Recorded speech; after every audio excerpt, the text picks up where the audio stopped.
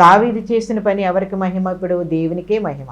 ఎందుకంటే దావీదు దేవుని బిడ్డ కనుక కీడు చేసేవాడు కాదు దావీదు. ఆయన ప్రభు యేసయ్య మనకు కూడా కీడు చేసేవాడు కాదు, మేలు చేసేవాడే. మీరు కూడా కీడు చేసేవారు ఉండొద్దు. ఆ కీడు చేస్తే కీడు తప్పక చేయబడుతుంది. అది మీ కాలంలో చేయకపోయిన తర్వాత అయినా కనుక కీడు చేయవద్దు. కనికరించాలి, కనికరించబడాలి. మనము కూడా కనికరించబడాలి. మన తర్వాత మన బిడ్డలు కనికరించబడాలి. దేవునికి స్తోత్రం చెప్పుదాం. కనుక మనం కీడు చేయవారం కూడా. మూడవది ఏంటంటే grace keeps the saved one.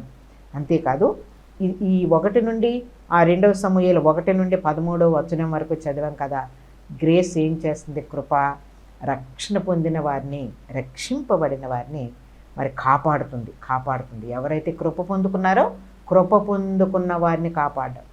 మరి మెఫీబోషెతు కుంటివాడైన మెఫీబోషెతు ఎక్కడున్నాడు?